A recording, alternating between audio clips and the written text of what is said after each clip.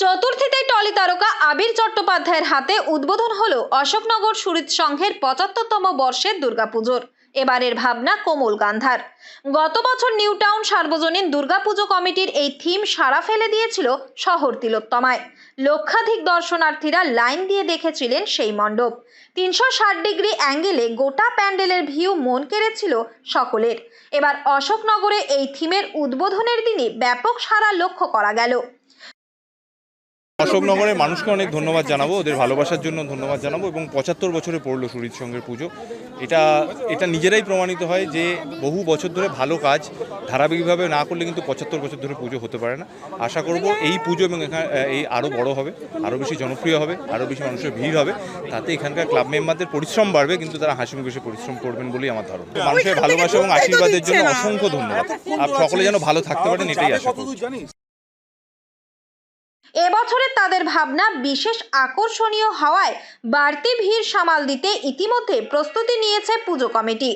রাজস্থানের শীষ মহলের পাশাপাশি হিমাচল প্রদেশের কাংড়া চিত্রশিল্প ফুটিয়ে তোলা হয়েছে এখানে। সূক্ষ্ম এই কাজ দেখতেই এখন ক্লাব ময়দানে ভিড় জমাচ্ছেন বহু মানুষ। এদিন উদ্বোধনী অনুষ্ঠানে উপস্থিত ছিলেন টলি অভিনেতা আবির চট্টোপাধ্যায়, অশোকনগরের বিধায়ক নারায়ণ গোস্বামী সহ বিশিষ্টজনেরা। অ্যাকচুয়ালি অশোকনগরে বড় পুজোর মধ্যে সুধীর সংঘ অন্যতম।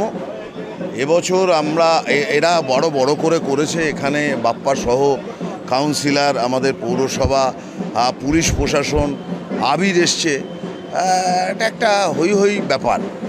তো মুখ্যমন্ত্রী যে কথা বলছেন যে উৎসবে সবাই যোগ দিন, আমরা লক্ষ্য করছি যে সেই কথা অনুযায়ী অশোকনগরের সমস্ত মানুষ আজকে চতুর্থীর দিনে এই উৎসব সমারোহে। পুজোর শ্রীবৃদ্ধি কামনা করেন অভিনেতা আবির চট্টোপাধ্যায়। বিধায়ক নারায়ণ গোস্বামী জানান, অশোকনগরের বড় পুজোগুলির মধ্যে অন্যতম সুরিত সংঘের এই পুজো। মুখ্যমন্ত্রী যেভাবে উৎসবে আহ্বান জানিয়েছেন, সেই উৎসবে সামিল হতে চতুর্থীতেই অশোকনগরের মানুষজন ব্যাপকভাবে সাড়া দিয়েছে বলেও জানান নারায়ণবাবু। সব মিলিয়ে এদিন এই পুজো দেখতে মানুষের ভিড় ছিল চোখে পড়ার মতো। পুজোর কদিন তাই জেলার অন্যান্য পুজোগুলির সঙ্গেই মানুষের নজর থাকবে এই পুজোর দিকেও। উত্তর ২৪ পরগনা থেকে রুদ্র নারায়ণ রায়ের রিপোর্ট, লোকাল 18 বাংলা।